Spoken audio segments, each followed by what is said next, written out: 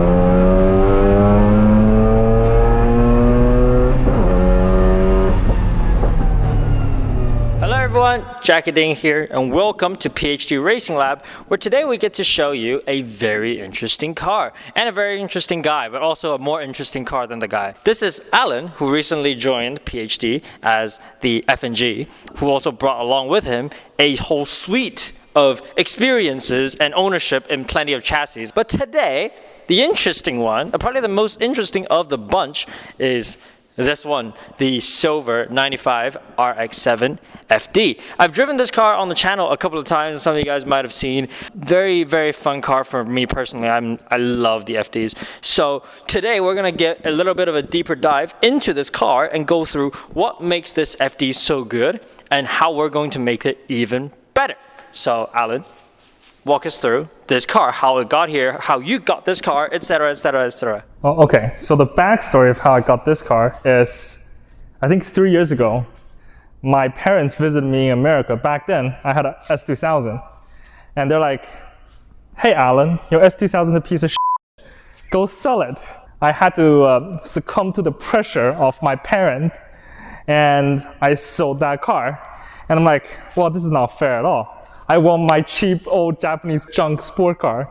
And I went onto the internet and I found myself a JDM RX7. I'm like, yes, this is the car. This is what I'm gonna get. I've owned it for 3 years.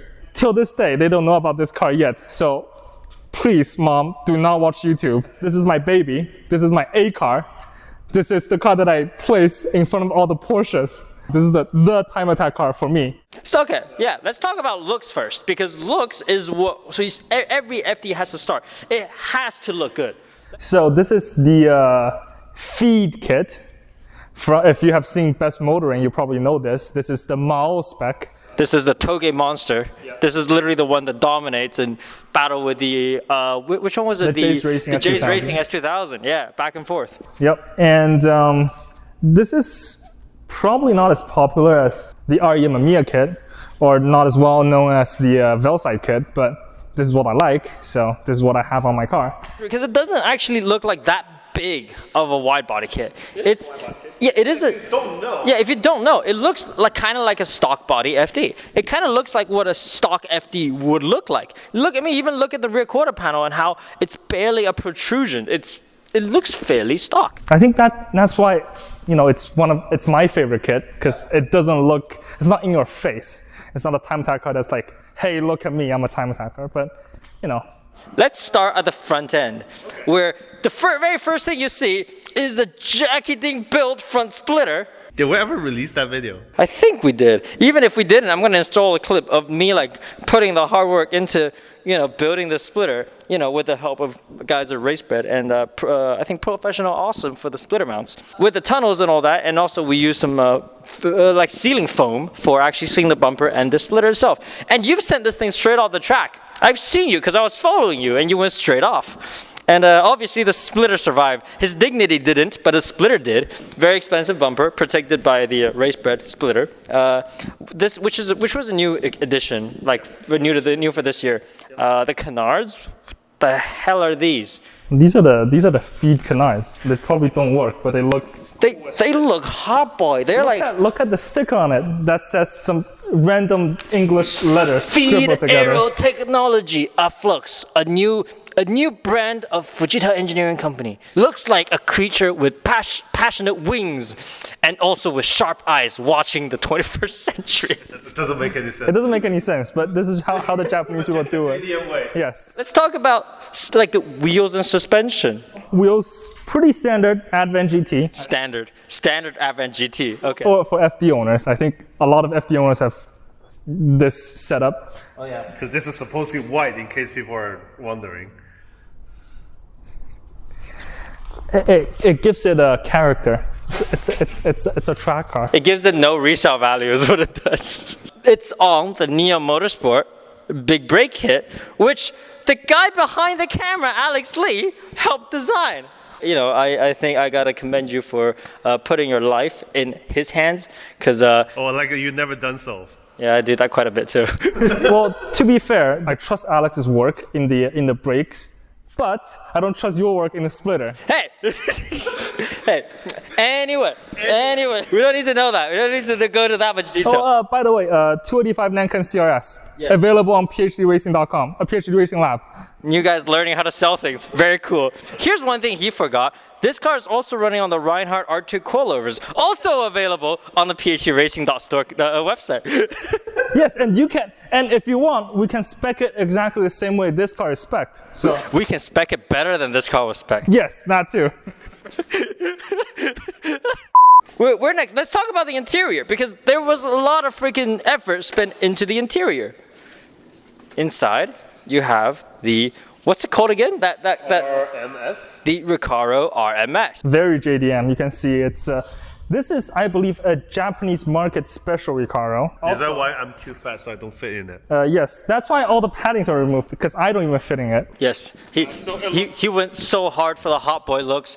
It doesn't even matter if he has to sit on hard fiberglass, like just literally as it is. He does not care. He has to look good. This is the FD owner experience.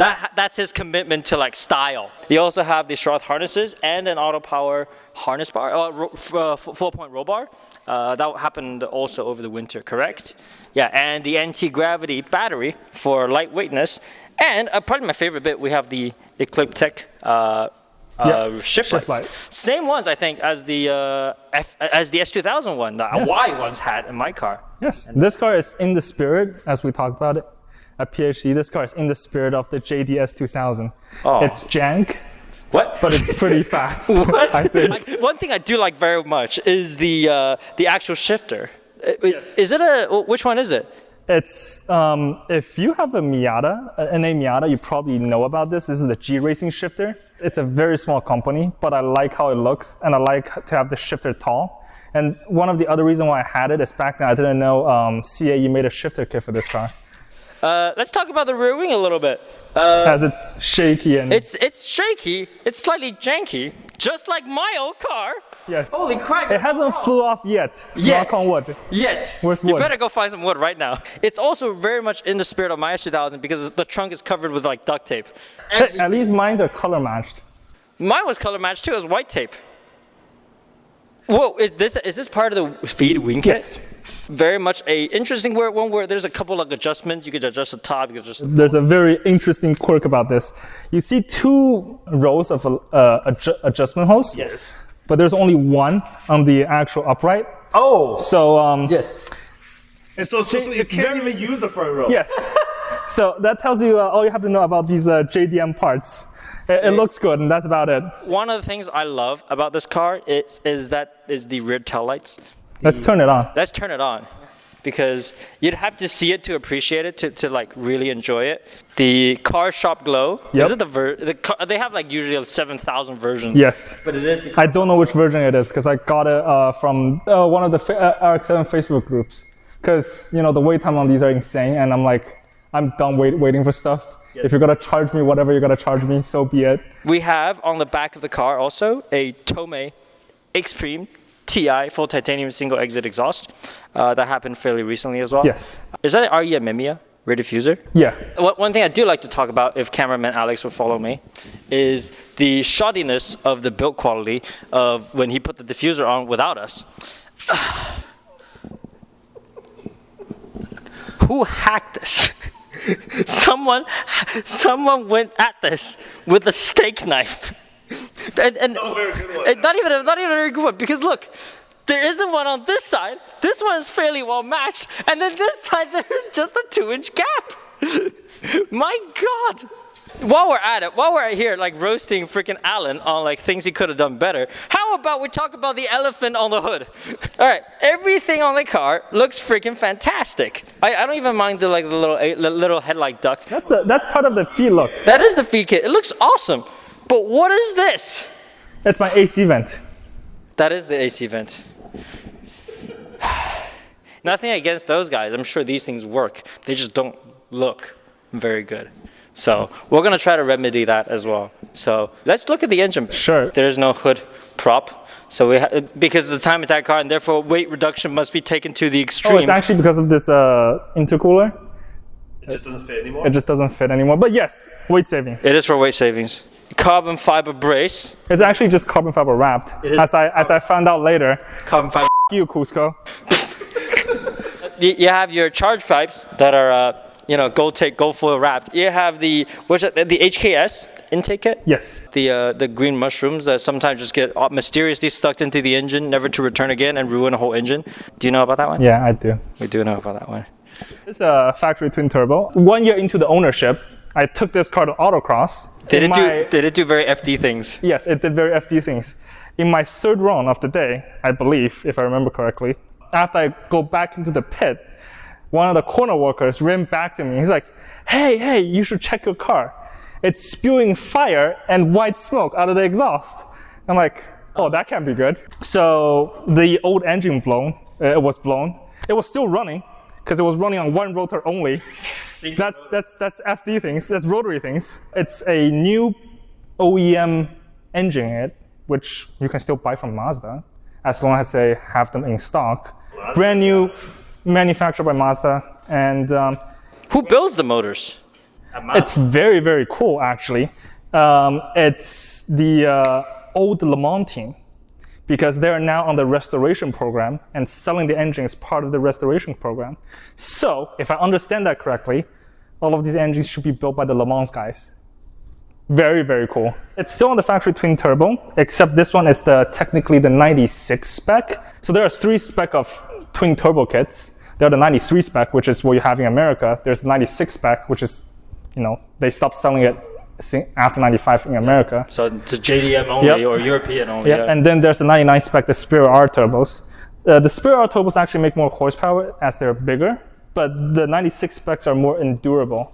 Because as I found out when I put the new engine in it, my old turbo was blown. The turbine doesn't have much turbine left. But yeah, it's fairly standard under the hood. It makes about 350 horsepower at the wheel, and yeah, there's really not much to it. Does it have extra fueling mods? So this car, rotaries have 2 sets of injectors. You have your primaries and you have your secondaries.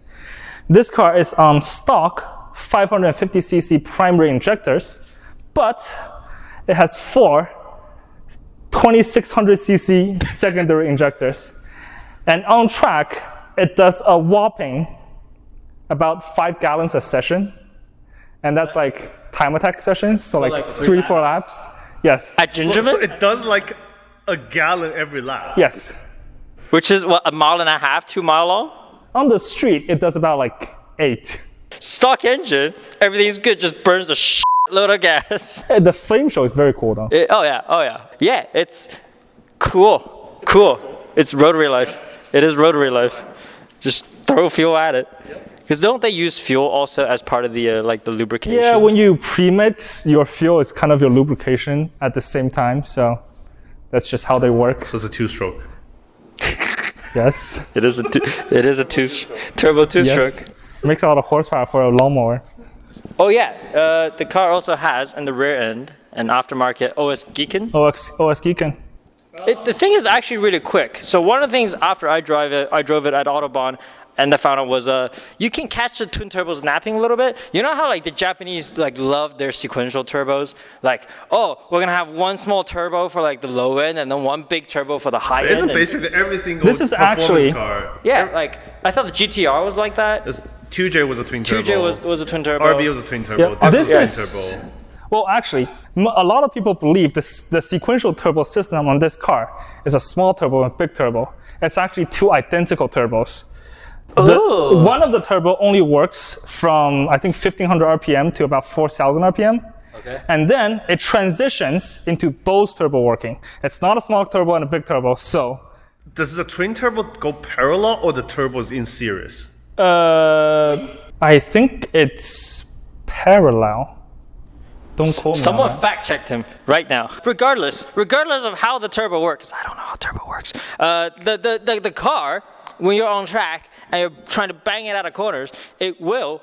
And then you get to a point where they're kind of like, oh, there's a dip, and then it kicks in again. It's a fantastic little car through the corners, and when I drove it, I freaking loved it. And I think it's fair to say that there isn't a soul out there who really hates the FD RX7. It's hard to hate this car, but Alan, what are we gonna do here to make this thing even better?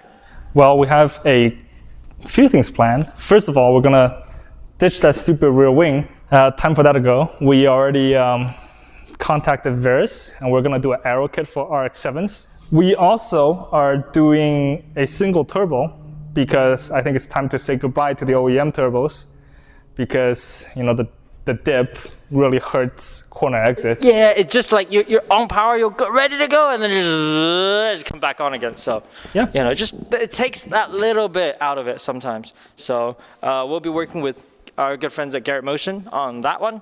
And the rest will just be small tinkering here and there. Small tinkering here and there. And then we'll see yeah. how it works in Gridlife Street Modified class. This is PhD's kind of new Street Modified project. It's fantastic. It's a crowd favorite. We love FDs. And I think everybody at Gridlife really loves FDs as well. So while the Supra goes on its hiatus and occasional showcases, this will be the main street mod car. And yeah, plenty of ideas, plenty of things to come, and lots more to happen. And we'll be excited to show you guys all of it here at PhD Racing YouTube channel and on the website, of course, on PhD On the Racing web store. Please buy stuff. This is how you support it to keep us going. Thank you very much. Until we get parts to make this thing even faster. Thank you all for watching. Thank you, Alan. Thank you, Alex. Thanks myself for the freaking splitter. And we'll see you all next time.